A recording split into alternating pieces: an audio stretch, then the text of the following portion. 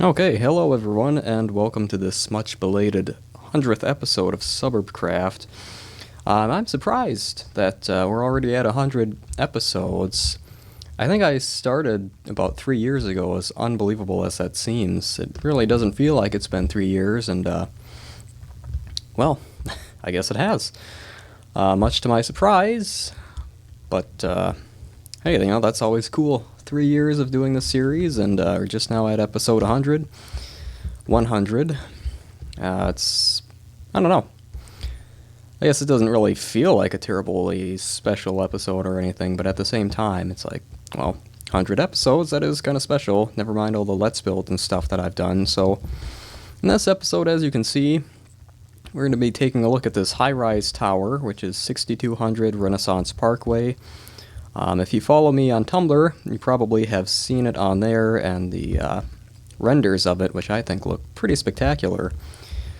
This is a multi-unit condominium with a variety of unit layouts and sizes. I'm not quite sure how many units are in the building. I want to say there's around 100, but I'm not completely sure. I haven't really counted.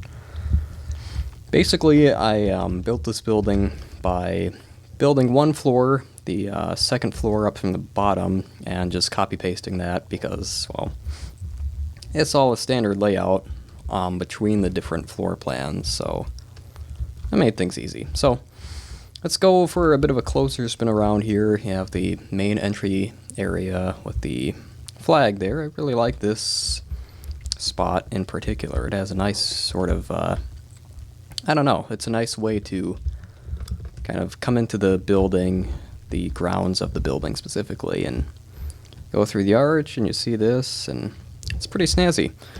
So let's go around to this side here. We have 2 tennis courts, which are pretty much a given in any kind of prestigious building like this. A little gazebo over there, and a nice view of the pond.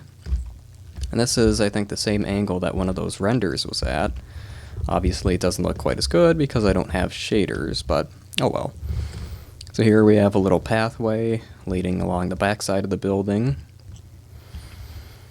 And this leads to the underground parking as well as the parking lot itself. So let's go down here and we'll come up into the building through that.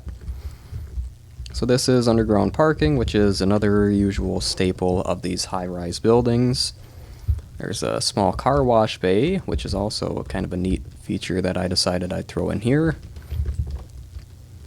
There's a trash compactors. What else is down here?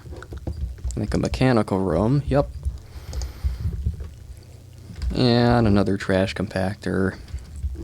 And these are the stairs and elevators up into the building itself. So let's go up the elevator here to the main lobby. And here we have the reception desk. A nice little water feature over here. And this building has kind of a mini library in it, as well as this nice sitting area. Another little water feature, a garden, and a cafe. So that's pretty nice. It's just a little place where you can get snacks or a cup of coffee or whatever else. There's a door to the outside here. And this is the freezer. This is the back prep area. So it's pretty much just your typical small cafe. I just thought this would be a good way to fill up space in the building and further drive home the kind of luxury image. So what else? Let's go over to the other side here. Here we have the management offices. There's one on this side and another here. Not quite identical, but very similar. This is just more office space behind the reception desk.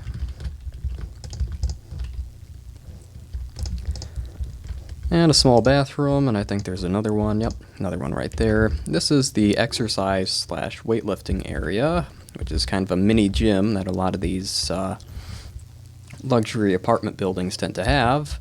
I know it's a pretty modern feature, or pretty common feature nowadays, but I don't know how common it was back in the 70s and 80s when this sort of building hails from, but I think it is a nice feature.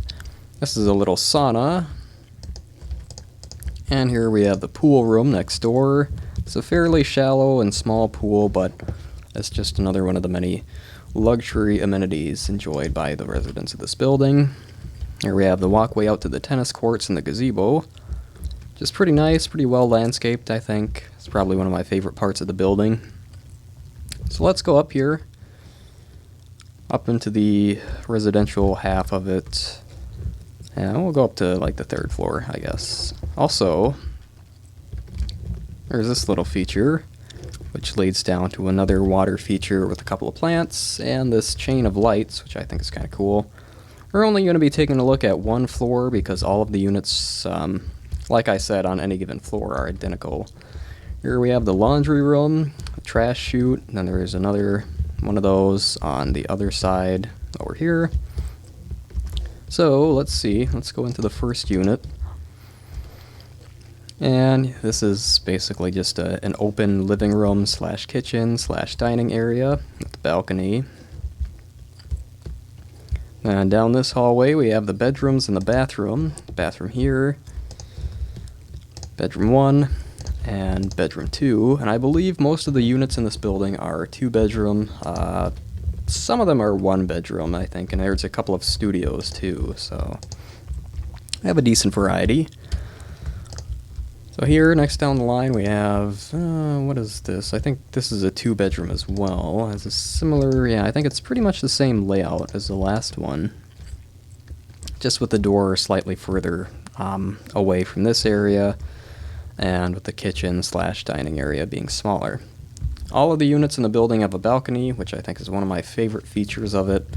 Pretty much anywhere you are in the complex, you have a view of some sort. If I had the render distance turned all the way up, you could see some high-rise buildings and stuff over that way. That would be a nice view. So, let's see, let's go further down the line. I think this may be either a studio. This is a studio. It has a larger bathroom, because I just figured, well, it would be a better use of this space than making it a bedroom because it's kind of on the small side. And yeah, so we have the pretty much standard kitchen area, kitchenette, dining space, and this would be basically the living room slash bedroom. Once again, it has a balcony, nice view of the tennis courts and the pond, townhomes down there. Alright, then there's, I believe, 2 more units at the very end of the hallway. Yep. This is, let's see, I think this may be a 1-bedroom. Yeah, because here's the bathroom. Yep, then there's the bedroom. Once again, nice balcony with a nice view. I think this unit has 2 balconies, possibly. Yep. It does. So here we have this huge living area with the dining space and the kitchenette, and another balcony which is closer to the road here. But again, offers a pretty nice view of the tennis courts. I still have to finish that big grassy area there. There's going to be a couple more parts of the golf course and then a big like gazebo type of building. That's going to be cool. And so I think this is more or less the exact same layout. It looks like it. Yep. Balcony here. And walk-in closet. I think this is unique to this particular floor plan, so that's always cool. There's the bathroom. And I think that's all the units on this side of the building. Let me just go over to the other side real quick. Basically, each half of the building is the same. It's very much a copy-pasted sort of deal, but I just figure there's really no need to put, I guess, too much effort into building each unit individually, I guess, because usually when you have buildings like these, each unit is... Or no, it's not each unit being identical so much as there is just a standardized floor plan. And of course, there's just various designs, various floor plans, but they all fall within, you know, I don't know, a certain plan or whatever have you. I'm not really sure what exactly I'm trying to say right now, to be quite honest, but basically point being, I can kind of get away with copy-pasting this because in real life, buildings like this, they all have a set number of layouts and floor plans, and of course, not every unit is identical. Far from it, really. So that's my excuse for copy-pasting, and I think it's a pretty valid one. But yeah, so overall, I think this is a pretty nice building. I'm pretty happy with the way it turned out. I think it adds a great element to this area. I'm not really sure what I would have put here otherwise, or what I had been planning on building. I kind of spontaneously got the inspiration for this and decided to roll with it, and I'm glad things turned out the way they did. Let's go up to the top floor to go up to the roof here. I think there's a skylight up there, yep. And then I believe this leads up to the roof access. Yep, it sure does. So there's not a whole lot up here, like a TV antenna type of deal, HVAC stuff, and that's about it. I don't know why there's a crafting bench up here. Huh. But yeah, so I have started detailing rooftops much more than I used to, and I think, obviously it's not the first area you see, but I think it does add in a bit of realism to the whole build, which is always helpful, always nice, always needed. Well, maybe not needed, but appreciated at least. So let's go back inside and go back down to the lobby. Take a quick spin around the outside while it's dark, because it lights up pretty nicely, I think. Here we are.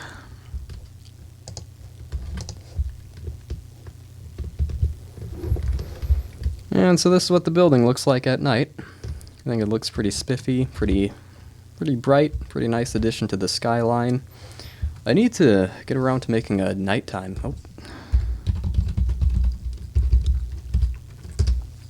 I need to get around to making a nighttime render of the city. I think that would look really cool, but when you're trying to render stuff at night, it takes about 3 times as long to get an acceptable end render, so that's been a bit off-putting, just because I don't know exactly how long I'd have to set it to render for, and it may end up being like 10-12 hours or something, but probably not that long, but I don't know.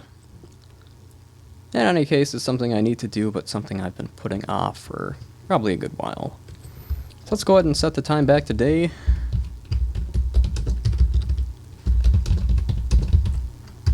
Alright.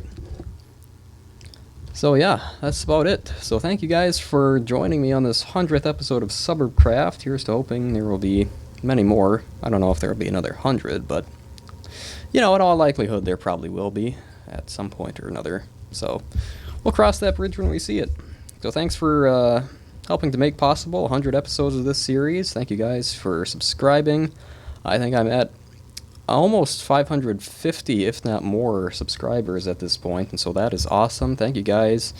Keep up the good work. Keep up the likes and the comments and all that great stuff. And yeah, so thanks again for watching, and hopefully I will see you in the next episode. Episode 101. How fancy. Alright. Thank you guys, and see you later.